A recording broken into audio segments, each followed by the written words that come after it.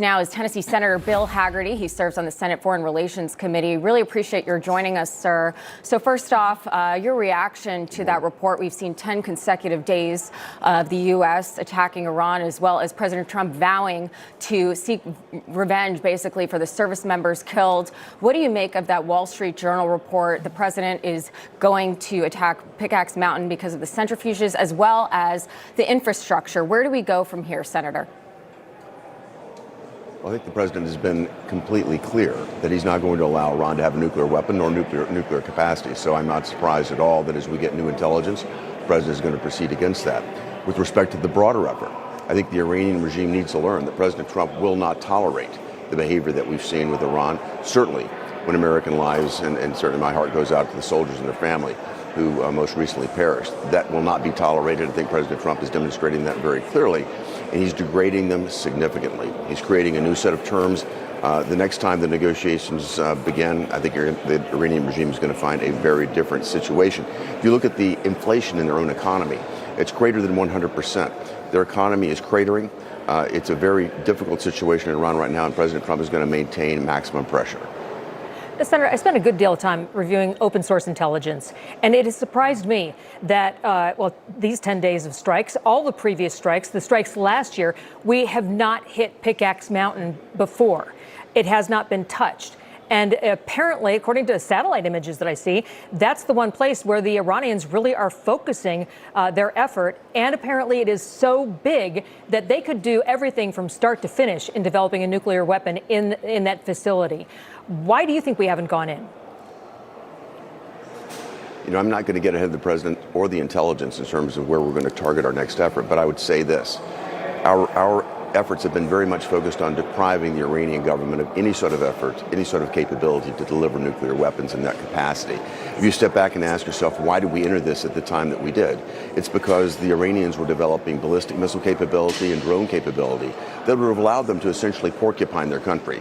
And that meant they would have had all the time in the world to pursue their nuclear ambitions. President Trump saw this. We have exquisite technology to take out their weaponry.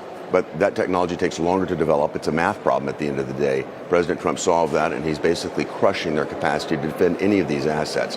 They have no ability to control their airways. We do. It's basically up to us. The targeting package that Admiral Cooper is pursuing, he's the head of CENTCOM, will be, I think, discussed and pursued on a strategic basis. And just in now, Senator, Newsmax and the Pentagon identifying the third of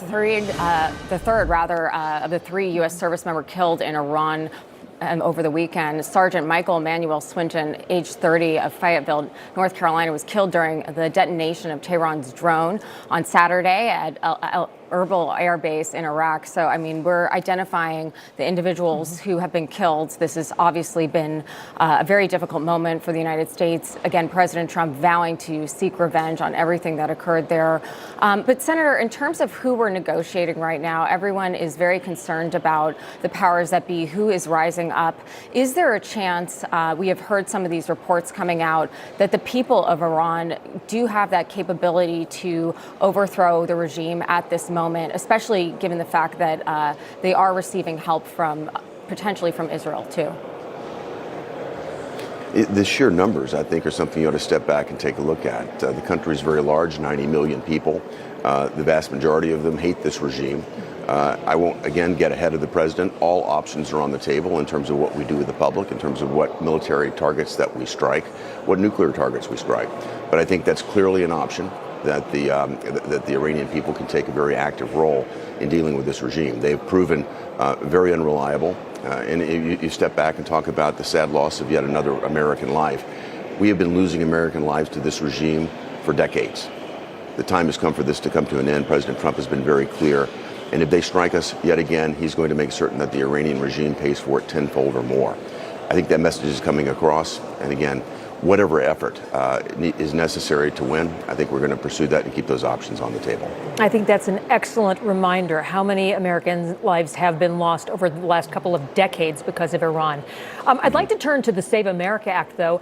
Speaker Mike Johnson is making a pretty strong push to include aspects of that legislation into that broader reconciliation bill, and that would then skirt the hardline Democratic opposition, which caused the bill to stall in the Senate. So the president wrote this on Truth Social. He says, "I'm asking all House Republicans to vote yes just this week on the budget resolution, which is an important first step towards getting a budget bill. House Republicans must unify and fight for the Save America Act. So what's your confidence level that the act will finally get passed? I think after we saw President Trump reveal the information that we've garnered in terms of Chinese influence in our elections, adversarial influence in our elections, their ability to impact our elections, the need for election integrity and election security has never been higher. The Democrats refuse to acknowledge this because they flooded our border with illegal citizens. They made it clear that they want these people to be able to vote, and they don't want any sort of ability to check and make certain that people that are voting in our elections are citizens. It's even more than that, though. We've got to go beyond that and make certain that no one is capable, no country, no individual is capable of tampering with any vote. And any time an illegal votes, they're depriving an American citizen of their vote. So I think the American public is rising. They appreciate this. If you poll this, you've got over 70% of Democrats in favor of what we're trying to do. Right. Certainly close to 100% of Republicans. So this is an issue that is strictly the elected Democrats in Washington trying to find some way to allow illegals to vote in our elections. That doesn't wash with the American public, and I'm optimistic that this time we're going to find a vehicle to get it through. All right. Well, Senator Bill Hagerty, we appreciate you joining us, sharing your insight. Thank you. Thank you. Thank you.